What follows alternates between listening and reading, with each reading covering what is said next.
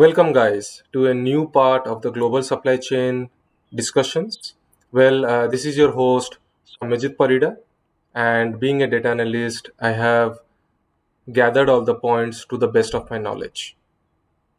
Well, the carbon footprint of a product is the emission of the CO2 emitted across the supply chain for a single unit of that product. Means for a single unit, how much CO2 is emitted. So that is the concept behind the carbon footprint. Okay, let's see what Google says about CO2 emission. Okay, when I just typed global supply chain and CO2 emission, it says that the first sentence that pops up is that a staggering fifth of CO2 emissions come from multinational companies' global supply chains. A fifth, means that is 20% of CO2 emissions are due to the global supply chain, and that is the study by UCL and China University.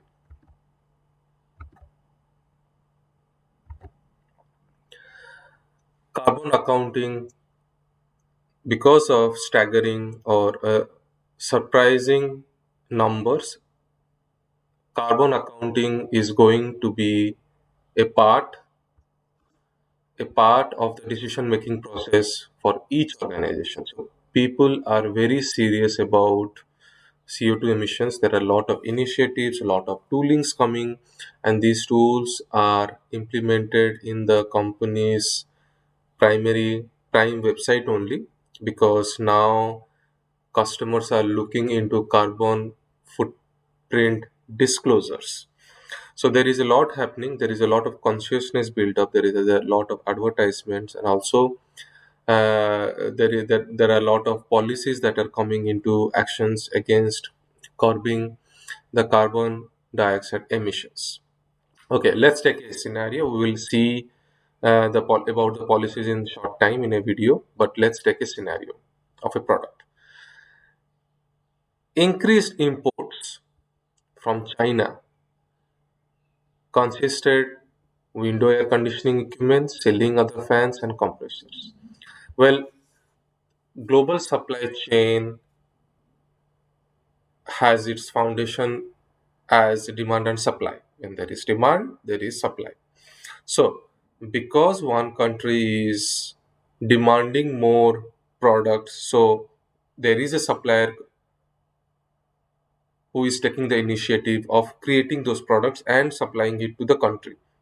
So, China has a lot of raw materials and resources, so that's why they are prime producer of many equipments like window air conditioning equipment, ceiling and other fans, compressors and parts.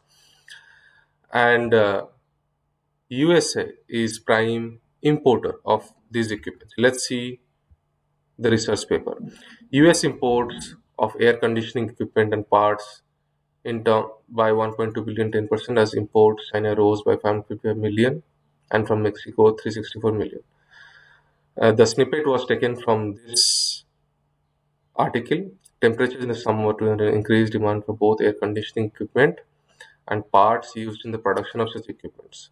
Ships into the United States of Central Air Conditioning, okay, rose by 5% to 2012, rising from 3.7 million units, 3.9 million units. So China, because there is, this is what I wanted to show, because there is high demand in one country, so there is a supply from another country. But this high demand is resulting in high emission or contributing towards high emission of CO2 emissions also. So there can be a discussion. Okay, so the demand go low, or what is the alternative? That's a discussion that I will leave to the experts. But this is what's happening, and this is contributing to global supply chain CO2 emission, because of how air conditioning equipment are contributing to global supply chain CO2 emission. Well, hydrofluorocarbons are potent greenhouse gases and used in refrigerators and air conditioners. and are released primarily at the end of the lifespan. Some studies predict by 2050, roughly 25% of the global warming will be caused by air conditioners. So, yeah, the snippet was taken from this article here. Air conditioners can negatively impact the environment by the same way other machines that burn fossil fuels by emitting harmful byproducts to the atmosphere. Okay, so my point of telling all these things was that okay, global supply chain is contributing by 20% to greenhouse gas emission in this manner because of high demand and supply. But there are many alternatives like in-house production or something like that, which are taken up by the government to control the emission. But that is another discussion. But the first point, which needs further research, we need statistics, we need data, we need more uh, analytics into that. That okay, which are the products are doing means contributing highly, and what is the we have to do sensitivity analysis and all those things. So I find this was an interesting point where a lot of research is missing. So coming to the video now. That's both electrical and man-made. The manufacturing metropolis of Guangzhou, China, is where these high-performance speakers began their long journey to the United States. On a good day, workers here build and box up 2,000 speakers, as long as the electricity is on. If we're shut down for more than 15 minutes, then it creates a headache. American Philip Richardson runs the factory and says random power outages plaguing China are costing him time and money. A generator keeps the factory running. So electricity from a generator for our application costs me at least 4 times more per hour. China is trying to cut carbon emissions, but cuts in coal production have led to record prices. Utility companies are not allowed to raise their fees to match. Since they can't make money, they stop making electricity. So okay, here we saw that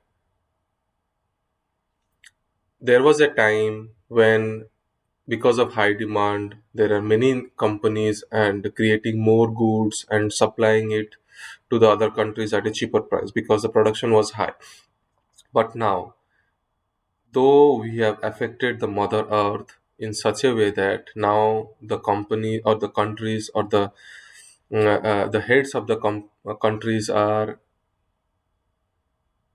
woke up from their sleep, and they are taking actions like the Paris summit and the global meets where discussion about controlling the global CO2 emissions is a hot topic there, and stricter policies and rules are now in place. So that's why you saw that each country has a responsibility towards reducing the CO2 emissions. So uh, as we saw in the video, that there are power cuts now in many places because this is also one of the technique to control the use of more fossil fuels. But yeah, this is affecting global supply chain because this is affecting the production. And yeah, all these factors tend to indicate that carbon emission emitted in one country supports consumption of goods in another country. Then receiving country aggregates to the emission from the same product during its disposal. However, as we discussed, all policies in place to curb emission are now in the process of implementation, and thus this impacts global supply chain delivery because factories are getting affected, workers are getting affected. In fact, delivery is also getting affected. Further, there is no innovation in place to curb emissions, so that is also one of the contributing factor. And yeah, there are several reasons also that because of these current times there is no alternative measures also, and this is affecting as a whole the global supply chain from beginning to delivery. And yeah, this is so all these policies are contributing towards disruption. Moreover, the customers are also now looking into the carbon footprint disclosures. They are looking into the information and making their choices of buying a product or being a brand loyal. So this is also one of the factors. So overall, at one hand, we want to control emission. At one hand, we also want to keep up the global supply chain delivery. So here we see the trade-off is not happening properly. So one is overpowering the other, and things are not going smooth here. So that is also one of the things that research is more needed in the entire process, in the entire business process from policy to the end product. And I think that this is one of the key causality of global supply chain disruption. Okay, coming to the second point, e-commerce. This is a fun fact. E-commerce is contributing towards disruption in global supply chain. I was unaware of the fact that e-commerce could be affecting global supply chain because I was in the impression that okay, e-commerce has created more demand and global supply chain will boost more, but it's the opposite way around. Okay, first let's see a video.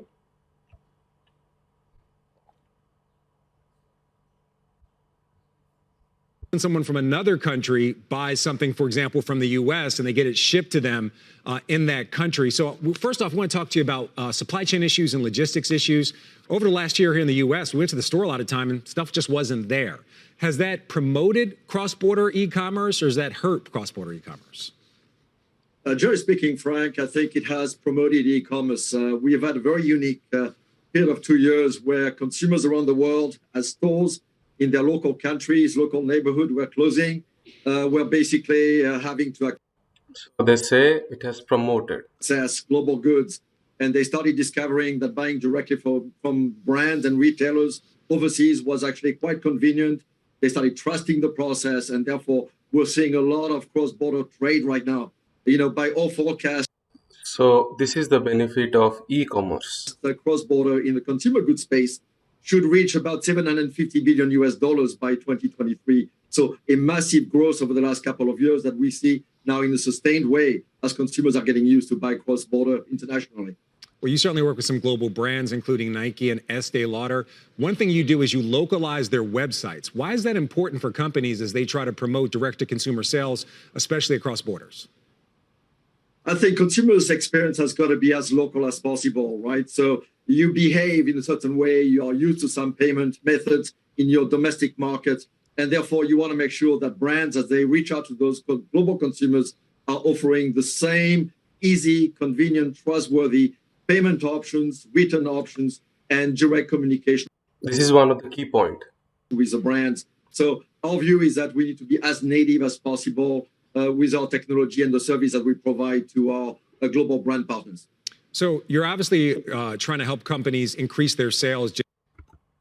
Okay, so we will be seeing many of these talks where people tell about that e-commerce has increased global supply chain and many things. But there is another aspect also.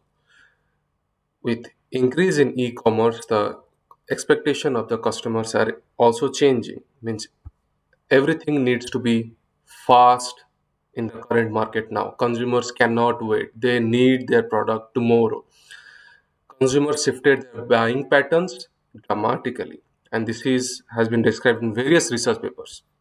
Consumers shifted buying preferences virtually overnight.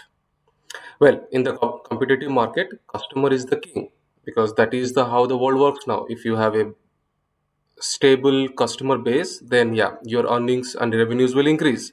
Otherwise, yeah, you're struggling with your cost and low revenue also. Higher the customer satisfaction, greater is the business sustainability. Else, you don't have buyers. Well, but with the boost of e-commerce, now there is a challenge to the retail market space. The percentage of people buying in the stores is less than buying online. Means people, though they are getting convenient as a key element through e-commerce, that sitting from home they can buy their products and they have to pay less. There are always discounts. They have a lot of varieties. They can virtually scroll through and fit their clothes in their own avatar. So there is a lot of convenient factors here, and that's why they don't have to take the pain, or they don't have to use the public transport to go to the stores, or they don't have to spend the whole day in window shopping, sitting at home. Yeah, even at night 10 o'clock they can do online shopping. So because of this convenient factor that e-commerce has brought, people are now preferring to buy it online rather than going to a shop and doing window shopping, going through a lot of varieties, and yeah. So they don't want that hardship. Well, global supply chain is the network process involved when companies are sourcing globally to retail shops. Well, the earlier definition of global supply chain, the current definition also, that the products are delivered to the retail shops, but retail shops are facing a challenge because of customer expectations and due to the e-commerce, because every customer wants tomorrow. But yeah, a retailer cannot have a Gucci bag, like a Gucci orange color bag, by tomorrow. They have to wait, they have to they have to do that communication with the right suppliers. So there is a lot involved. And but this gap, or this issue, has been resolved by the e-commerce companies and Amazon, eBay, yeah, Mebol.com, Marketplace, many things. They have changed the way supply chain model works, like last mile delivery options, same day delivery, etc., etc. People are ready. People are also ready to pay more for getting the latest goods. However, faced with abrupt cancellation, order cancellation, damaged products, duplicate products, leads to frequent return of products. This is one of the big drawback of e-commerce, because now e-commerce has bought convenience to the customer, but that can be a necessary evil, because now if they don't like the product they can immediately reject. So the transport guy will be almost near at your doorstep, but yeah, the order is cancelled and it has to return back. So unnecessary empty kilometers transportation, lot of fuel consumption, yeah, uh, all these are leading to increase in supply chain traffic, because in a warehouse, suppose a local warehouse, it has to sell, or it has to remove all the stocks to bring in new stocks. But if this process of cancellation, damaged product returns, and all these things are happening, then the old stock is again occupying the space in the warehouse, and they cannot people cannot bring new stuff to their warehouse, and this is causing a supply chain traffic now. Lack of space in warehouses because of high returning products and no new space for the new products. This leads to delay in delivery and customership. The delay is because, suppose a new product is launched in the market, yeah, the warehouses don't have space now to bring in or to buy in new product and store it. So yeah, so this is causing, because, and they don't want to, because yeah, what then they cannot just throw the dead stock away from their warehouses. So this is causing a delay and customer shift from one e-commerce to next e-commerce websites. Okay, online orders have caused miscalculation in inventory quantities, because yeah, nobody knows that how, because every time you buy a product there is a window of like 28 days or 29 days, but that there are also disputes that okay, this product got damaged, the battery stopped working, there is a warranty period. All these things are creating confusion now in inventory quantities, and yeah, this might lead to overstocking, because suddenly the new stocks came in and suddenly the old stocks are getting cancelled, and yeah, but this can also lead to understocking of items. This impacts financial standing. or finance of a company. So e-commerce has its own benefits. It has brought convenience. It has made life easier, but it has also made the global it has also impacted the global supply chain now. Statistics show that big online retailers are underperforming. This is very important. No, they are underperforming. For example, Zalando, the biggest European online retailer, is forecasted to have operating margin that has halved. Very important. That has halved when compared to its performance 3 years ago. Analysts suggested that due to large inventory used to fulfill online orders, companies are enduring a lot of warehouse and logistics costs. So, the knowledge that we or the summary that I can make from this point, or this element that is disrupting the global supply chain, is that e-commerce has given more power to the customers, and now people can, even if they don't like, or even if they, yeah, they can trick the sellers also. Like, okay, they bought it, they used it for once, and then they said, okay, this is not good, and they're canceling the product. They gave a online cancellation order. So this order cancellation, sometimes the products also get damaged during the supply chain, during the delivery. And yeah, there is also fraudulent activities like duplicate products. So all these factors are combining to a major disruption to global supply chain, because the warehouses are, yeah, not able to decide how much product they have to bring, or how much the product, how many orders they have to bring in, or what is the dead stock. They are also still in confusion. So there is good data analytics needed in this area to optimize everything. Okay, this is one of the paper that I wanted to show. It's a good paper, and here it describes about how e-commerce is affecting the global supply chain. And I will means all these factors. The Zolando example that I discussed few minutes back was also taken from this article. Well, all the articles will be given in the description box, so please look into it. If you're doing research, then please use this as a citation, and yeah, more research is definitely needed in this area. Okay, moving on to the next point.